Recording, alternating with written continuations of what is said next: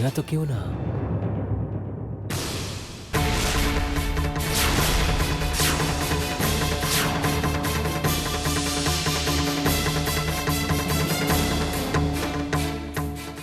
सागर।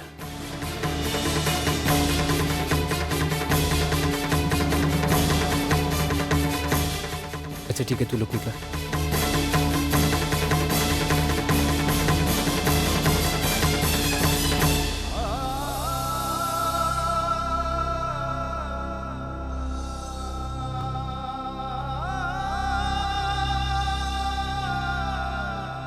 ये कुछ भी जेब में बस सबको निकाला निकाल चला निकाल चला। ये अपन अंगूठी भी निकाला निकाला। मंगलसूत्र छोड़िए आप बचा लेंगे हमके। ईला तू लोगन के पैसा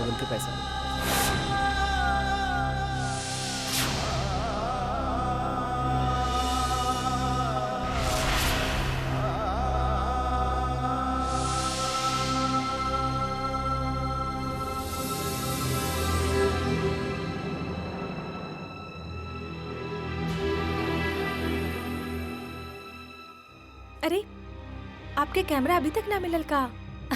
हम आपके बतले ना वहाँ पर ऊपर है अलमारी के।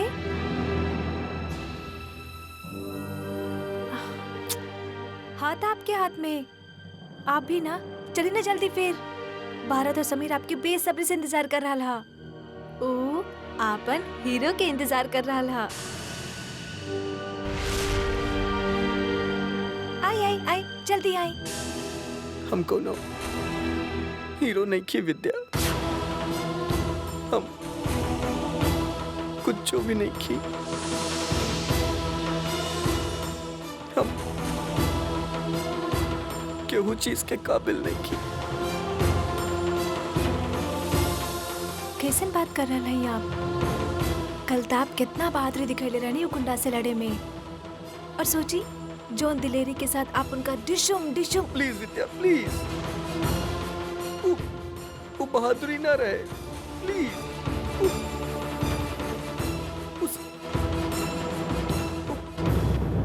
वो सिर्फ एगो नाटक रहे। नाटक, लाइज, झूठ। हम देखले रही तुषारू वो गुंडा अंकल के पैसा दे ले ताकि वो हमरा से मार खाए। हम मारी ओकरा के। हमके सब पता चल चुकल बा, सब कुछ। हम कितना यूजलेस बानी, हम कुछ न कर सकेली विद्या, कुछ भी। हम अपन कान से सुननी, अपन आंख से देखनी।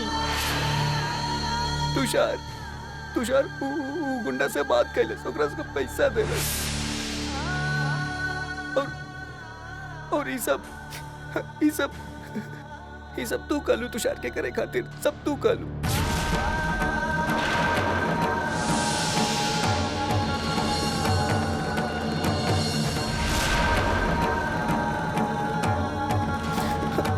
ये सब तू कलू। हम काहे घाम उनकरा से ऐसा? काहे की तरह हमेशा शर्मिंदा होके के पड़ेगा। हमेशा सब कहले कि हम नॉर्मल नहीं की, हम अच्छा पति न बन सकेली। तू हमके हमेशा कहलू कि हम नॉर्मल बनी। तू ही सब खातिर कहलू काहे कि हमके खुद में कोनो कमी नजर ना आए। तू ही खातिर ही सब कहलू विद्या, ही खातिर। लेकिन ये सच्चाई ना बा। सच्चाई के क्यों बदल ना सकेला विद्या। सच ही है बा कि हम पागल बानी, हम बच्चा बानी, नॉर्मल नहीं की। सच ही है बा। हमके पता चल चुकल बा विद्या, हमके पता चल चुकल बा कि हम तो पति बने के काबिल नहीं की। हम ना बानी तो हर पति बने के काबिल। ऐसे बात ना करिए आप। कहीं ना करी कहे। हम तो कोनो बात ना सुनब, कोनो बात ना सुनब, कोनो ना। तू हमेशा झूठ बोलेलू हमरा से, हमेशा। तू हमरा साथे खुश बाड़ू, झूठ। तू हमरा साथे खुश नहीं को।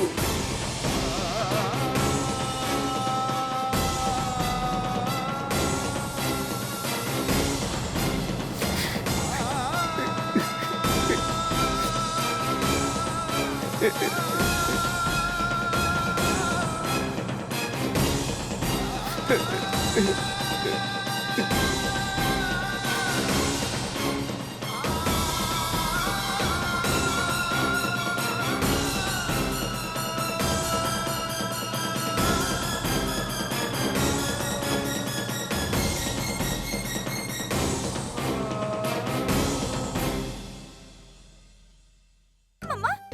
मम्मा ये देखा, ये साड़ी कितना हैंडसम लग रहा बना।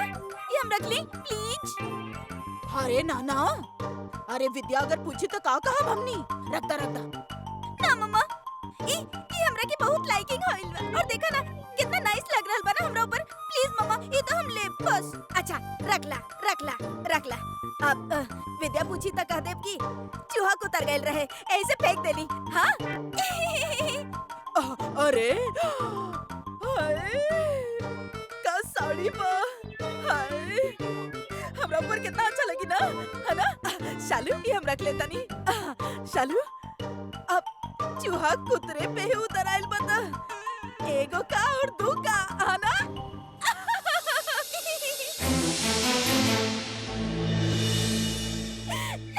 अरे कितना प्यारा साड़ी बा। चीनू जी आप ये आप लोग भाभी के कमरा में क्या करता नहीं? ये सब साड़ी कहाँ है बाहर निकलने पानी? अब कर भी का सकेले दामाद जी। मुल्ला के दौड़ मस्जिद तक, चाकरों के चाकरी तक।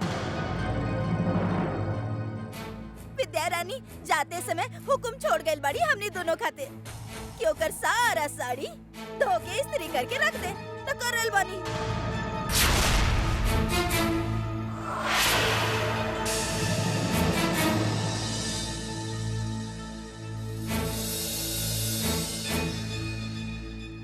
लेकिन ये कपड़ा धुलल और प्रेस कई लागत बा। हाँ मम्मा, ये कपड़ा तो प्रेस था। मालिक लोग के सामने किंतु परंतु करे के हक ना बनेला नौकरन के। विद्या तो मालिक दिया, वो कुछ भी करे खातिर कह सकेली। ओकरा लगल होखी ओकर पीठ पीछे हमनी दोनों नौकरानी खाली यहाँ बैठ के आराम करब। ऐसे कोनो काम दे दिया जाए।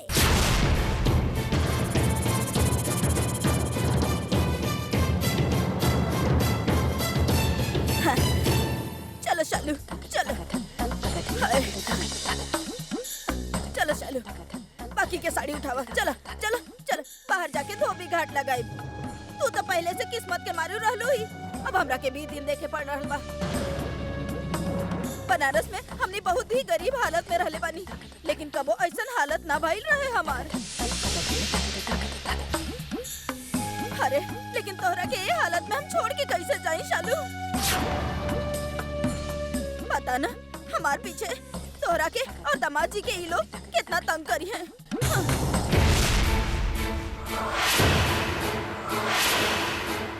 चलो चलो।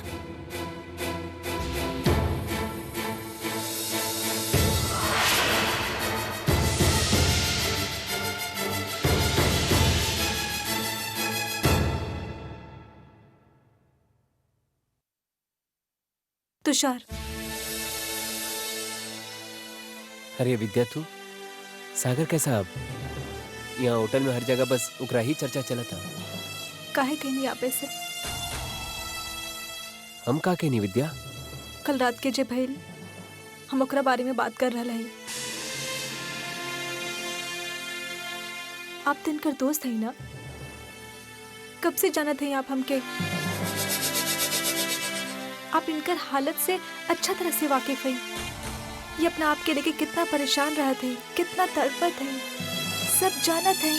ओकर बात भी आप ऐसा कहनी?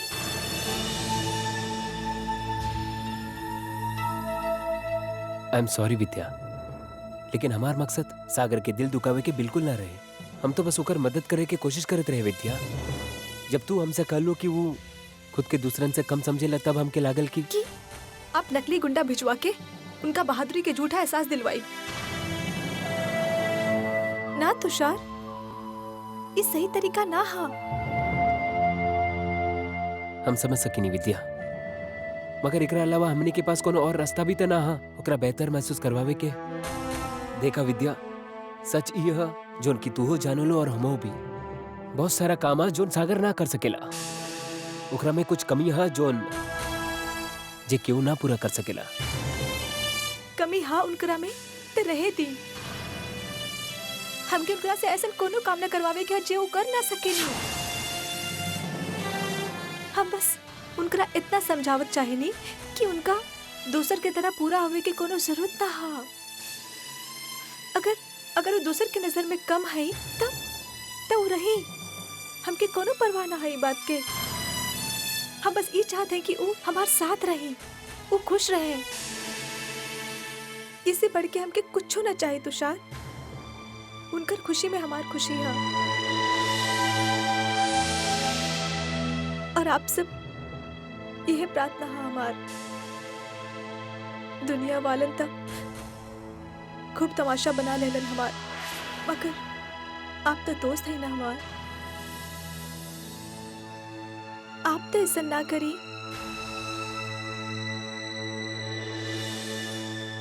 हमके क्षमा कर दी तुषार, ऐसा रूखा ना बोले के चाहत रही हम आपसे। इट्स ओके, हम समझिला। I am really sorry. अब ऐसा फिर कबो ना हुई विद्या।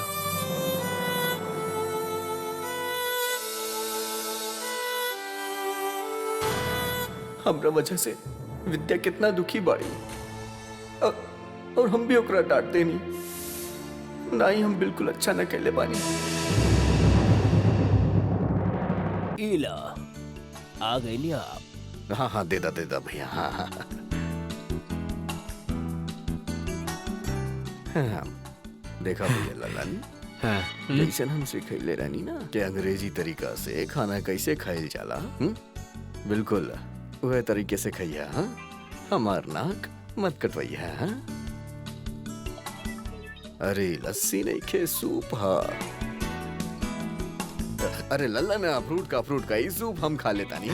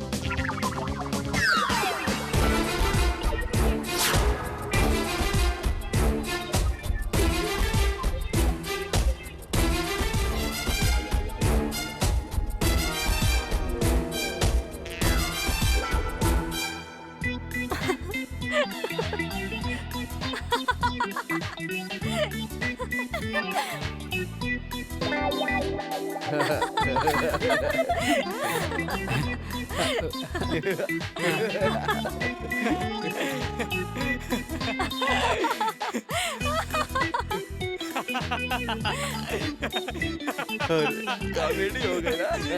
अरे ही देखा कैसे अलग से दांत निकल बा, खा ला बेटा।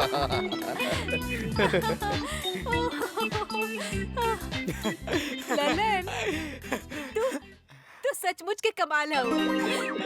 आज पता ना कितना दिन के बाद हम ऐसे हंसले बानी। अरे हमनी के लल्लन के तो यह कमाल बाबा हुआ जी। कई साल से कहूँ भी केहू के भी कबो भी हंसा देवेला। आज देखी ई फ्रूट के साथ का करतब कैलस के जैसे ऐसे ऐसे पलटी और आपके हंसी छुड़वा देला सा। हाँ। वैसे आपके सच बताई महुआ दीदी, ई लल्लन हमसे कई मर्तबा पूछ चुकल बा कि ए महुआ दीदी ऐसे उदास काहे रहेली।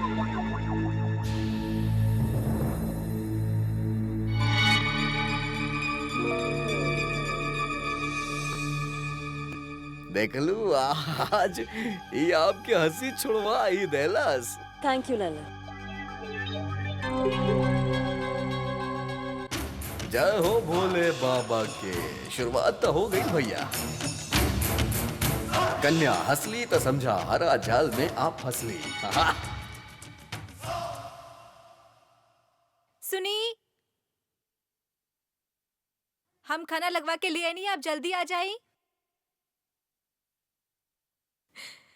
जल्दी आ जाइए, ठंडा हो जाइए।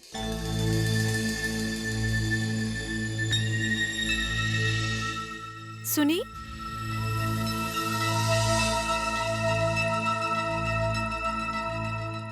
ये कहाँ चल गई नहीं?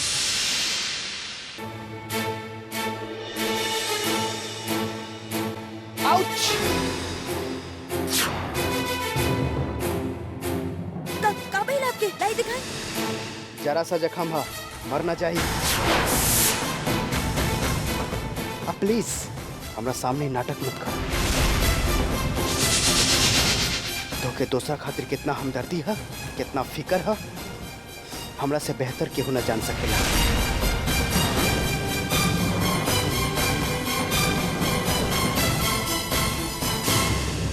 आपके हमार हर बात नाटक काहे लगे लाने के।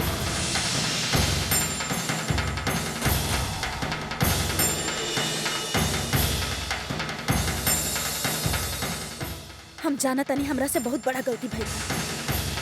तका अब हम आपके पत्नी ना रहनी, भारत के माँ ना रहनी। जैसे दूसर औरत लोग के अपन पति के, अपन बच्चा के चिंता होके लगे से हमरा की भी होके लगी। हमरा की अपन गुनाह के एहसास बा। एक बार हमरा की प्रायश्चित करे के मौका त दी। प्रायश्चित तो प्रायश्चित करल चाहता है तो ठीक है। तुहार प्रायश्चित तब हुई जब तू विद्या से माफी मंगवा। ओका जाकर तो खुद कहबू कि सागर के जिम्मेदार के हालात तू है। का तू कर सकेलू?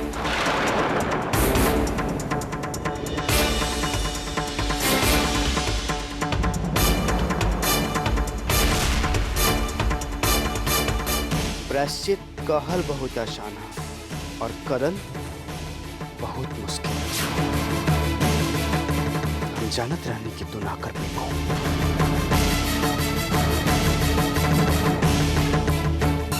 हम करब।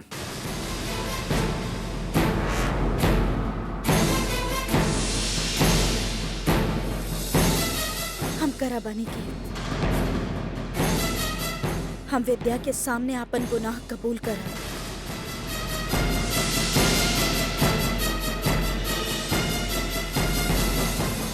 हम उससे माफी मांगब।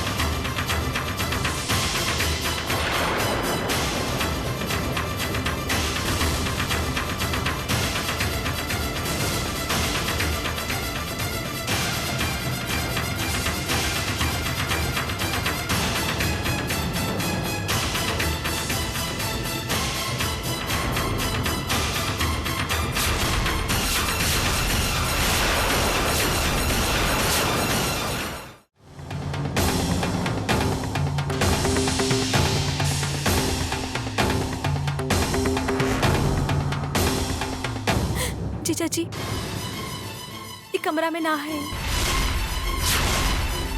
हम पूरा होटल में छान मारनी, हमके कहीं पे भी ना मिलल।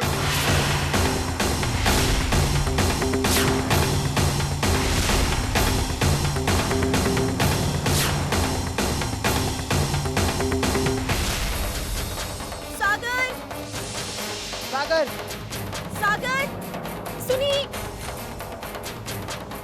विद्या, यहाँ तालाब की तरफ देखा, हम जंगल की तरफ जाता नहीं। जी सुनी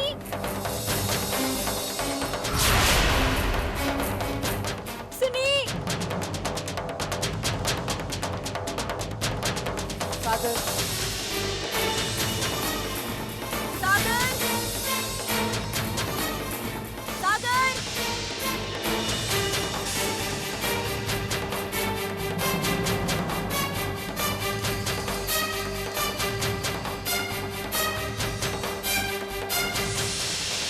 सागर सागर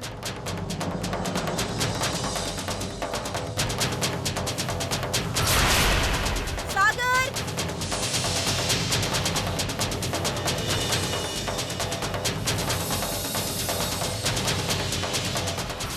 सुनी सागर सागर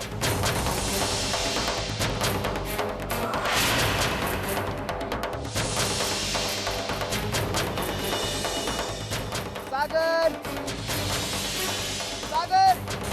सागर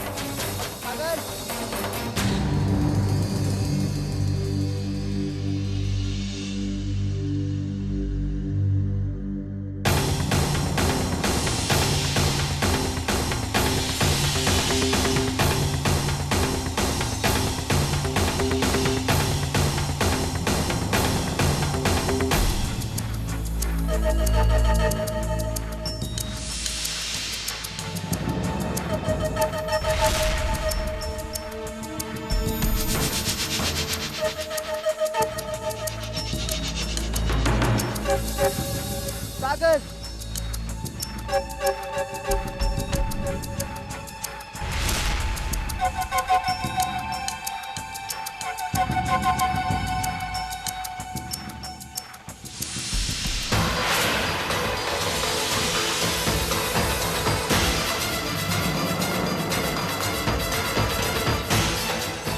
सागर सा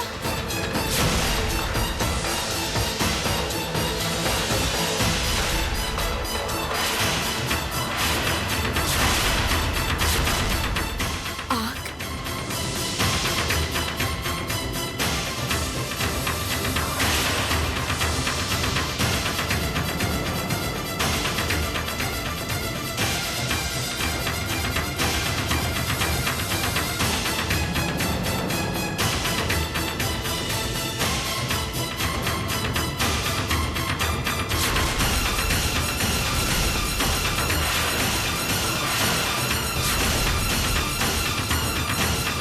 सागर सागर सागर सागर नहीं सागर ही घबरावा मत तू। सागर तोरा पीछे एगो खिड़की बा, ओकरा से बाहर आ जा। घबरावा मत देख हमके बहुत डर लगत बा, हमके बहुत डर लगत बा। घबराइए मत सागर, हम बानी। सुनी, हमार घर वाला यहाँ पास में ही बानी, जाई उनका के बुला के लेके आई। सागर सागर डोंट वरी बेटा, हम बानी ना। दी हमके डर लगत बा, प्लीज प्लीज हमके बाहर निकालिए प्लीज। सागर डोंट वरी, हम बानी ना। कुछ ना होके देव हम तोरा के।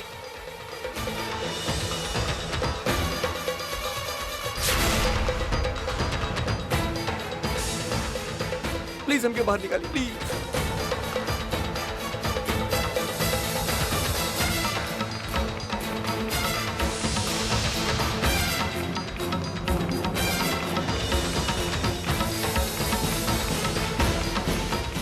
हमारा अलवानी सागर,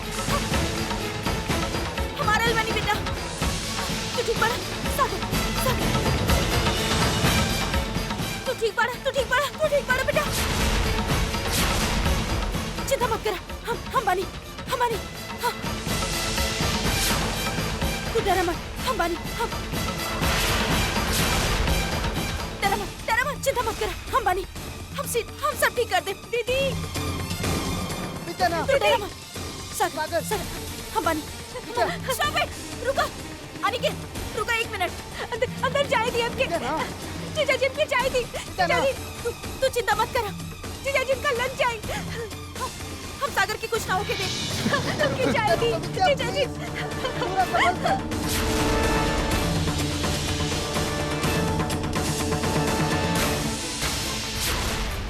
दीदी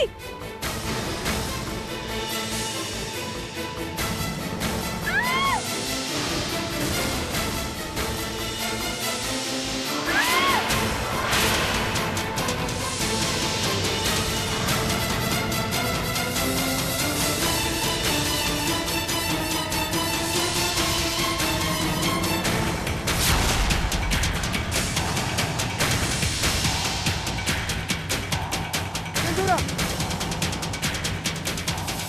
सिंदूरा, क्या हुआ? एम्बुलेंस के बुलाएं प्लीज।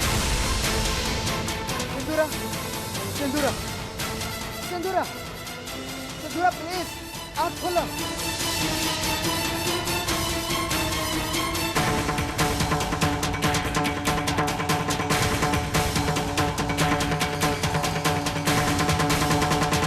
शुक्र है चोट गहरी ना आइल हा, वरना जौन तरह के एक्सीडेंट भइल रहे कुछ भी हो सकत रहे। हम ड्रेसिंग कर देले पानी, जल्दी ठीक हो जाई। Thank you doctor.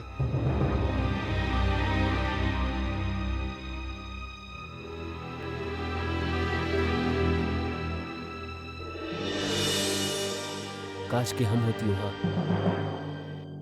अगर हम सब वहाँ होत तो ये एक्सीडेंट होती ना। ना तुषार, एक्सीडेंट तो तब होगा, पर शायद दी के चोट थोड़ा कम आई। एक्सीडेंट तो तब ना होगा अगर सागर आग में ना फंसे। जाना ताड़ा तू इनकर ये हालत कैसे भइल बा? तोहार वजह से।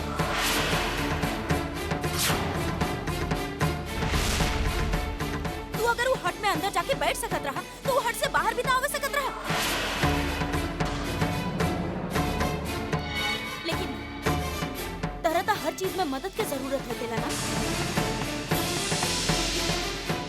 और जब भी तोहार केहू मदद करेला ओकर नुकसान पहुंचेला।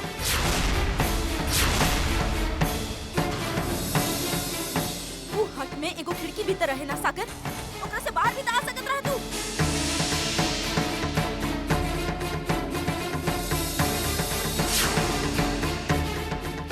लेकिन ना, do you understand Sagar? You are good for nothing. तू ए घर पे एगो बोझ बड़ा बोझ।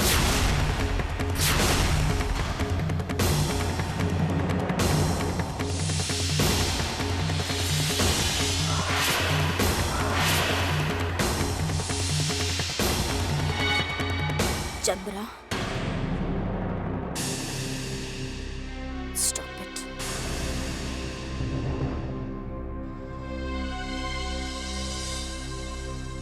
एक बात हमारा अच्छा तरह से सब लोग जान ला, हम तोहार या केहू के भी मुंह से सागर के खिलाफ एक लफ्ज ना सुने चाहेंगे।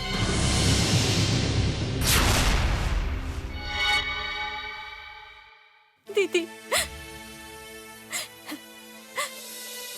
कैसे आपके धन्यवाद अदा करी? आप इनका खातिर जो कुछ भी कही नहीं, हम उनका खातिर बहुत बहुत शुक्रगुजार रहा। धन्यवाद दीदी। आपका हमार भाई खातिर तू हमरा के धन्यवाद कहबू। सागर का हमारा पन्ना ऊ का हमरा खातिर पराया हो गइल बा।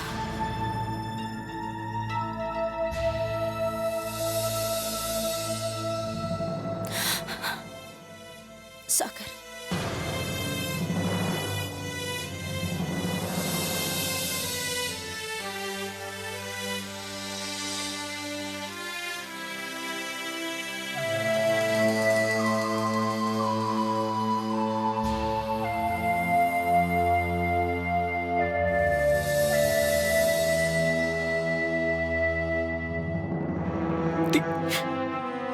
सॉरी, चुप सॉरी दी, चुप। सॉरी। ई त हमरा के अपन भाई खातिर करे के ही रहे। एकर कर्जदार जे बानी हम। चुप हो जा, चुप बस। सॉरी, बहुत दर्द होत बा। ना sorry, I am sorry. Mummy, you are the best.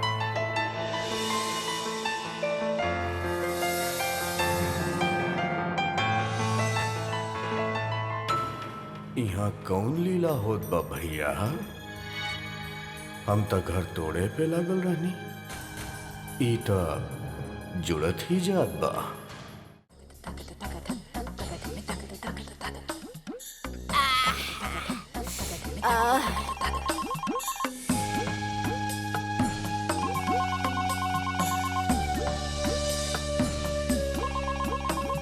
चैन से खाए भी न देवेला।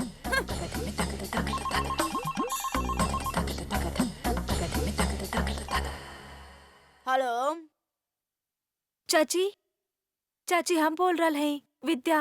विद्या, कैसन बाड़ू? चाची वहाँ पर घर में सब ठीक तो है ना? चाची वो चीनू भैया और शालू दोनों ठीक तो है ना? सब कुछ बहुत ही बढ़िया बा। हाँ विद्या, हम तोहार बहुत आभारी बानी कि तू दोनों के अकेले छोड़ देलू। विद्या, अब वो दोनों बहुत करीब आ गए बाड़न। बहुत ही अच्छा चाची। चाची आपके ये भी बतावे के रहे कि हम लोग आज शाम के ही वापस आ रहे हैं। अच्छा ठीक बा बेटा, आजा, हमनी तोहार इंतजार करब। हाँ जी चाची, ख्याल रखब अपन। नमस्ते।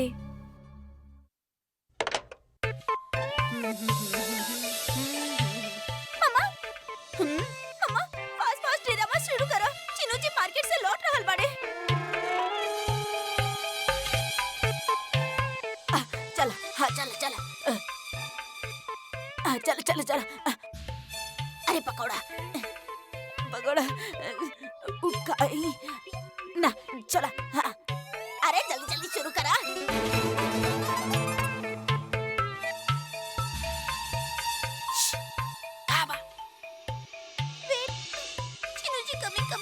साफ करो मम्मा।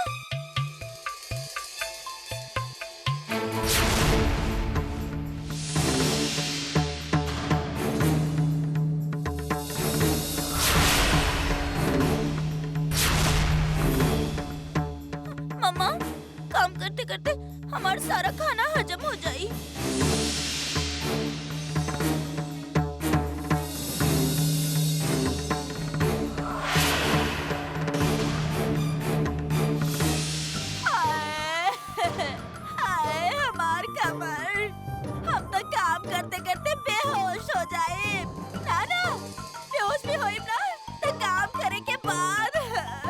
अरे ये सब का करता नहीं आप लोग? ये सब काम आप लोग काहे करता नहीं? काम वाले ना इले का? ला, इनका के पता ही नहीं के। अरे काम वाली लोग के 2 दिन पहले ही निकाल देल गए रहे। हम वेदिया के उमा जी से कहते हुए सुन ले बानी कि बस घर में जब काम करे खातिर लोग बढ़े तो नौकर लोग के काहे रखे।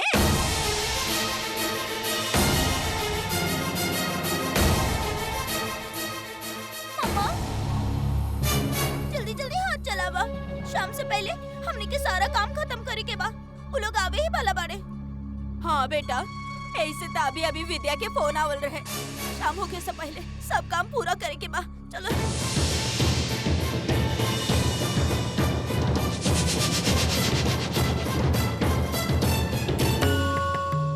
पंडित जी, हमारे परिवार की ओर से आप आरती कर दी।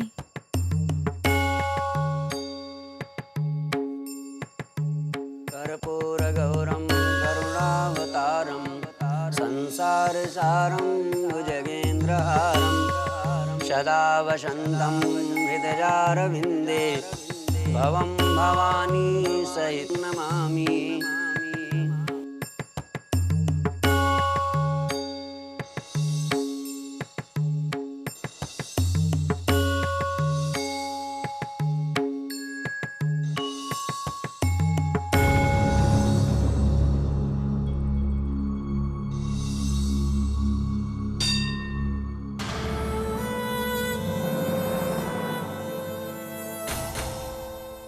अनिकेत,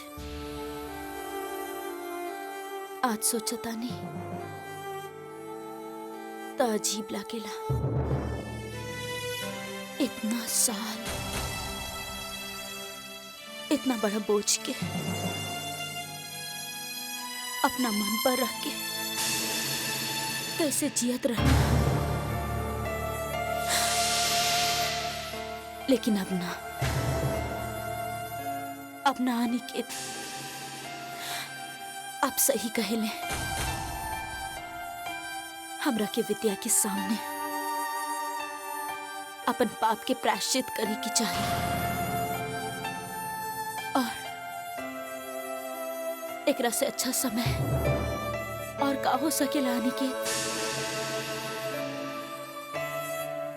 अनिकेत, हम सिर्फ विद्या के सामने ना, बल्कि आज पूरा परिवार के सामने सच कहब।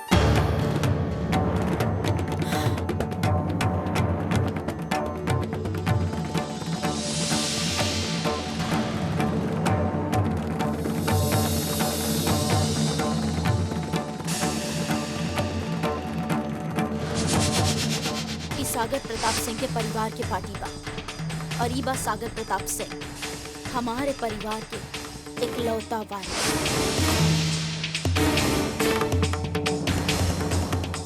एक बात हम आप सबसे कह दी, हमार परिवार के कौनो भी पार्टी हमार भाई के वक्त कबो ना होगी।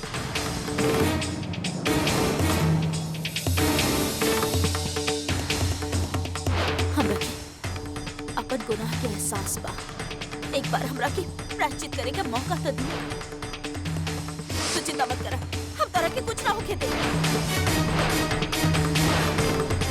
सागर!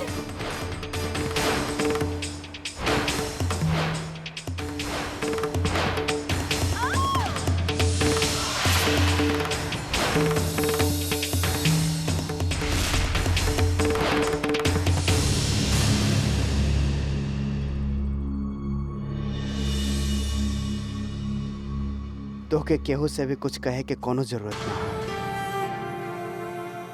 तोहके अपन सच्चा पश्चाताप से बढ़ के कुछो ना है।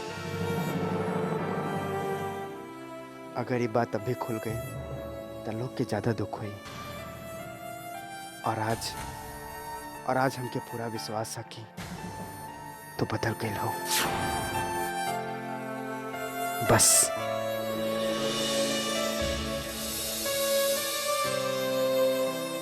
ऐसा नहीं रही है। और ये बात के ख्याल रखिए कि सागर और विद्या हमेशा खुश रहे। हाँ? अनिकेत, हम आपसे वादा करता नहीं, हम वादा करता नहीं कि हम ऐसा नहीं करें। I promise. बस लागत है दोनों के बीच की लड़ाई खत्म हो गई।